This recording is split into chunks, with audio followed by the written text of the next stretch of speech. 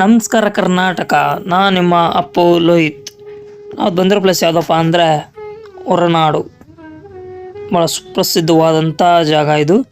ಹೊರನಾಡು ಅನ್ನಪೂರ್ಣೇಶ್ವರಿ ದೇವಿ ನೆಲೆಸಿರುವಂಥ ಜಾಗ. ಮಾಯೆ, ಜಗದಲ್ಲಿ ಎಲ್ಲವೂ ಮಾಯೆ, ಪ್ರತಿಯೊಂದೂ ಮಾಯೆ, ಆಹಾರವೂ ಮಾಯೆ ಅಂತ ಹೇಳಿದವರಿಗೆ ಪಾಠವನ್ನು ಕಲಿಸಿದಂಥ ದೇವಿ ಅನ್ನಪೂರ್ಣೇಶ್ವರಿ ತಾಯಿ.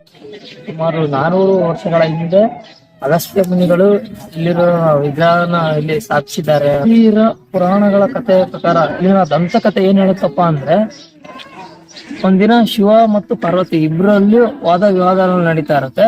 ಅವಾಗ ಶಿವ ಇಟ್ಕೊಂಡು ಎಲ್ಲವೂ ಮಾಯೆ, ಈ ಜಗದಲ್ಲಿ ಎಲ್ಲವೂ ಮಾಯೆ, ಅದರಲ್ಲಿ ಆಹಾರವೂ ಮಾಯೆ ಅಂತ ಪಾರ್ವತಿಗೆ ಹೇಳ್ತಾರೆ. ಬಟ್ ಆದ್ರೆ ಅದನ್ನ ಪಾರ್ವತಿಗೆ ಆ ವಿಷಯ ಕೇಳಿ ಪಾರ್ವತಿಗೆ ಸಹಿಸಕ್ಕಾಗಲ್ಲ. ಆ ಕೇಳಿದ ತಕ್ಷಣ ಪಾರ್ವತಿ ದೇವಿ ಮಾಯ ಆಗ್ಬಿಡ್ತದೆ. ಒಂದೇ ಸಲ ಮಾಯ ಆಗಿದ ತಕ್ಷಣ ಈ ಜಗದಲ್ಲಿ ಪ್ರತಿ ಕಡೆನೂ ಆಹಾರ ಎಲ್ಲ ಮಾಯ ಆಗ್ಬಿಡುತ್ತೆ. ಫುಲ್ ಅವಾಗಂತಲ್ಲ ಎಲ್ಲಾ ಕಡೆ ಪ್ರತಿಯೊಂದು ಕಡೆನೂ ಬರಗಾಲ ಬಂದಂಗ ಆಗುತ್ತೆ. ಅವಾಗ ಶಿವನಿಗೂ ಕೂಡ ಬಹಳಷ್ಟು ಹಸುವಾಗುತ್ತೆ. ಅವಾಗ ಮತ್ತೆ ಶಿವ ಭೂಮಿಗೆ ಬರ್ತಾನೆ. ಅದು ಭಿಕ್ಷಾ ಪಾತ್ರೆ ಇಟ್ಕೊಂಡು ಭೂಮಿಗೆ ಬಂದಾಗ ಅಲ್ಲಿ ಈ ಪಾರ್ವತಿ ದೇವಿ ಆಭರಣಗಳನ್ನೆಲ್ಲ ಹಾಕೊಂಡು ಅನ್ನನೆಲ್ಲ ದಾನ ಮಾಡ್ತಿರೋ ವಿಷಯ ಗೊತ್ತಾಗುತ್ತೆ. ಅವಾಗ ಶಿವನಿಗೂ ಕೂಡ ಅನ್ನವನ್ನು ನೀಡ್ತಾರೆ ಪಾರ್ವತಿ ದೇವಿ. ಅಲ್ಲಿ ಈ ದಂತಕಥೆ ಈ ತರ ಹೇಳುತ್ತೆ. ಶಿವನಿಗೂ ಕೂಡ ಭಿಕ್ಷೆ ಹಾಕಿದಂತ ಪಾರ್ವತಿ ದೇವಿ ಮತ್ತೆ ಅನ್ನ ಕೊಟ್ಟಂತ ಇದಕ್ಕಾಗಿ ಇಲ್ಲಿ ಅನ್ನಪೂರ್ಣೇಶ್ವರಿ ಅಂತ ಕರೀತಾರೆ. ಮತ್ತೆ ಇನ್ನೊಂದು ಅನ್ನಪೂರ್ಣೇಶ್ವರಿ ಅಂದ್ರೆ ಏನಪ್ಪಾ ಅಂದ್ರೆ ಅನ್ನ ಅಂದ್ರೆ ಗೊತ್ತಿದೆ ನಿಮ್ಗೆಲ್ಲ, ರೈಸ್ ಅಂತ ಗೊತ್ತಿದೆ. ಪೂರ್ಣ ಅಂದ್ರೆ ಫುಲ್ ಫಿಲ್ಡ್ ಅಂತ ಅಂದ್ರೆ ಸಂಪೂರ್ಣವಾಗಿ ಅನ್ನವನ್ನು ನೀಡ್ತಾಳೆ ಅನ್ನಪೂರ್ಣೇಶ್ವರಿ ತಾಯಿ ಅಂತೇಳಿ ಇದರ ಅರ್ಥ ಆಗಿದೆ. ನಮ್ಮ ಕಾಲೇಜ್ ಸೀನಿಯರ್ ಒಬ್ಬ ಅಕ್ಕ ಇತ್ತು, ಅನ್ನಪೂರ್ಣ ಅಕ್ಕ ಅಂತ. ನಾನು ಅನ್ನು ಅಕ್ಕ ಅಂತ ಕರಿತಿದ್ದೆ. ಇನ್ ಕೆಲವೊಬ್ರೆಲ್ಲ ಫುಲ್ ರೈಸ್ ಅಂತ ಕರೆಯೋರು.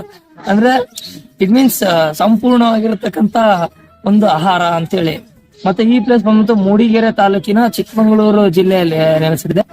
ಮತ್ತೆ ಈ ದೇವಸ್ಥಾನ ಬಂದ್ಬಿಟ್ಟು ಸುತ್ತಲೂ ಅರಣ್ಯ ಗುಡ್ಡಗಾಡು ಪ್ರದೇಶ. ಈ ಸುತ್ತಲೂ ಅರಣ್ಯ ಗುಡ್ಡಗಾಡು ಪ್ರದೇಶದಲ್ಲಿ ಮಧ್ಯ ನೆಲೆಸಿದ್ದಾಳೆ ಅನ್ನಪೂರ್ಣೇಶ್ವರಿ ತಾಯಿ. ಬಹಳ ಅದ್ಭುತವಾಗಿ 6 ಅಡಿ ವಿಗ್ರಹ ಇದೆ ಇಲ್ಲಿ. ಪೂರ್ತಿ ಬಂಗಾರದಿಂದ ಮಾಡಿದಂತ 6 ಅಡಿ ವಿಗ್ರಹ ಬಹಳಷ್ಟು ಅದ್ಭುತವಾಗಿದೆ.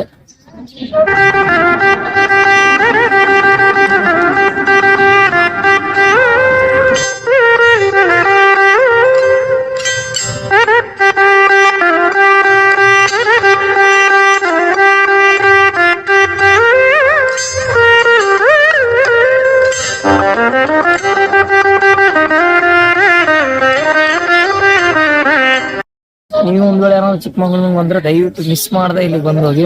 ಮತ್ತೆ ಇಲ್ಲಿ ಎಲ್ಲಾ ಫೆಸಿಲಿಟೀಸ್ ಕೂಡ ಇದೆ. ನೀವು ಇಲ್ಲಿ ಕಾರ್ ಪಾರ್ಕಿಂಗ್, ಬೈಕ್ ಪಾರ್ಕಿಂಗ್ ಎಲ್ಲ ವ್ಯವಸ್ಥೆ ಇದೆ. ಜೊತೆಗೆ ವಾಶ್ರೂಮ್ಸ್ ಫೆಸಿಲಿಟೀಸ್ ಎಲ್ಲ ಇದೆ. ಪೇಂಟ್ ಯೂಸ್ ಅಲ್ಲೆಲ್ಲ ಫ್ರೀ ಇದೆ.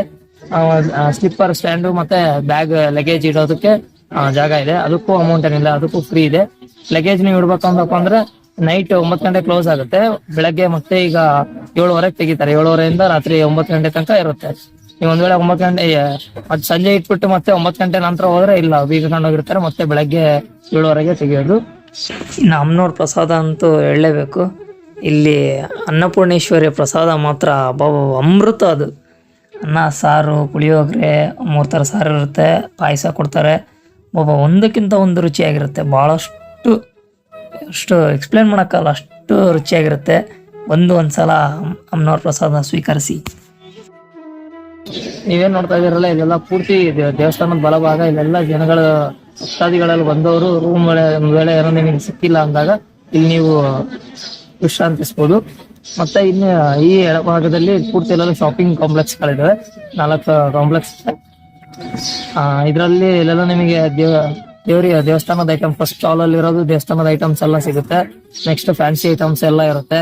ಹೆಣ್ಮಕ್ಳಿಗಂತೂ ಬಹಳ ಚೆನ್ನಾಗಿರುತ್ತೆ. ಅಲ್ಲಿ ಡಿಫ್ರೆಂಟ್ ವೆರೈಟೀಸ್ ಅಂದ್ರೆ ಡಿಸೈನ್ ಆಗಿರುವಂತ ತಾಳಿಗಳೆಲ್ಲ ಇಟ್ಟಿದ್ದಾರೆ ಮಾರಾಟಕ್ಕೆ. ಮತ್ತೆ ಹಂಗೆ ಸ್ವಲ್ಪ ಮುಂದೆ ಹೋದ್ರೆ ಕ್ಯಾಪ್ಸ್, ಹ್ಯಾಟ್ಸ್ ಮತ್ತೆ ಗೋಗಲ್ಸ್ ಅವೆಲ್ಲ ಇಟ್ಟಿದ್ದಾರೆ. ಮತ್ತೆ ಫುಡ್ ಐಟಮ್ಸ್ ಕೂಡ ಇದೆ. ಹಪ್ಪಳ, ಶಿಂಡಿಗೆ ಆ ತರ ಪ್ರತಿಯೊಂದು ಸಿಗುತ್ತೆ. ಆದಿಶಕ್ತ್ಯಾತ್ಮಿಕ ದೇವಿಯ ದೇವಸ್ಥಾನ ಅಂತಾನು ಕರೆಯಲಾಗುತ್ತೆ. ಇದಕ್ಕೆ ಇರ್ತಕ್ಕಂತ ಇನ್ನೊಂದು ಹೆಸರು ಏನಪ್ಪಾ ಅಂದ್ರೆ ಆದಿಶಕ್ತ್ಯಾತ್ಮಿಕ ದೇವಿ ಅಂತ. ಮತ್ತೆ ಇನ್ನೊಂದು ಸಜೆಷನ್ ಏನಪ್ಪಾ ಅಂದ್ರೆ, ನೀವು ಒಂದ್ ವೇಳೆ ಶೃಂಗೇರಿಯಿಂದ ಈ ಕಡೆ ಬರೋದಾದ್ರೆ ದಯವಿಟ್ಟು ಬಸ್ ರೂಟ್ ಅಲ್ಲಿ ಬನ್ನಿ.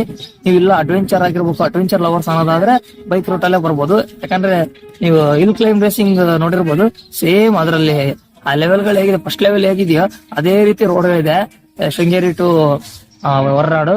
ಪೂರ್ತಿ ಹಂಗ ಹಿಂಗೆ ಹತ್ತಿದ್ರೆ ಮತ್ತೆ ಫುಲ್ ಡೌನಿಗೆ ಹೋಗ್ತೀರಾ, ಮತ್ತೆ ಹತ್ತುತ್ತೀರಾ, ಮತ್ತೆ ಇಳಿತೀರಾ. ಚೂರ್ ಸ್ಲಿಪ್ ಆದ ಅಂದ್ರೆ ಶಿವನ್ ಪಾತಾಳ ಸೇರ್ತೀರಾ ನೀವು. ಫುಲ್ ಹಿಂಗ್ ಹತ್ತಿದ್ರೆ ಹಿಂಗ್ ಇಳಿತೀರಾ, ಮತ್ತೆ ಪೂರ್ತಿ ಡೌನ್, ಮತ್ತೆ ಅಪ್ಪು ಬರೀ ಡೌನ್ ಅಪ್ಗಳೇ ಇದೆ. ಒನ್ ಅಂಡ್ ಹಾಫ್ ಕಿಲೋಮೀಟರ್ ಬರೀ ಜಲ್ಲಿ ಹಾಕಿದೆ, ಇನ್ನ ರೋಡ್ ಮಾಡ್ತಾ ಇದಾರೆ.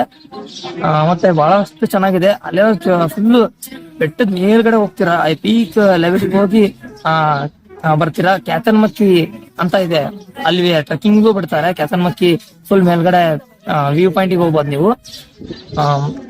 ಅಲ್ಲಿ ಜೀಪ್ ವ್ಯವಸ್ಥೆ ಇದೆ, ಅದಕ್ಕಂತ ಜೀಪ್ ವ್ಯವಸ್ಥೆ ಇದೆ. ಬೇಕಿದ್ರೆ ಬೈಕ್ ತಿಂದ್ರೆ ಬೈಕ್ ಅಲ್ಲಿ ಹೋಗ್ಬೋದು, ಬಟ್ ಬಹಳ ರಿಸ್ಕ್. ಮತ್ತೆ ಬಹಳ ಕೇರ್ಫುಲ್ ಆಗಿ ಹೊಡಿಬೇಕು. ಅಡ್ವೆಂಚರ್ ಲವರ್ಸ್ ಮಾತ್ರ ಈ ರೂಟಿಗೆ ಬನ್ನಿ. ಮತ್ತೆ ಕಾರ್ ಇದ್ರೆ ಪರವಾಗಿಲ್ಲ, ನಡೆಯುತ್ತೆ. ಬಟ್ ಬೈಕಲ್ಲಿ ಬರೋರು ಬಹಳ ಹುಷಾರಾಗಿ ಬೇರೆ ರೂಟಿಂದ ಬರೋದು ಸೇಫ್. ಇದಾಗಿತ್ತು ಹೊರನಾಡು ಅನ್ನಪೂರ್ಣೇಶ್ವರಿಯ ವ್ಲಾಗ್ ವಿಡಿಯೋ. ನಿಮ್ಗೆ ಏನಾದ್ರು ಈ ವಿಡಿಯೋ ಇಷ್ಟ ಆಗಿತ್ತು ಅಂದ್ರೆ ನಿಮ್ಮ ಗೊತ್ತಿರೋರಿಗೆ, ನಿಮ್ಮ ಫ್ರೆಂಡ್ಸಿಗೆಲ್ಲ ಶೇರ್ ಮಾಡಿ.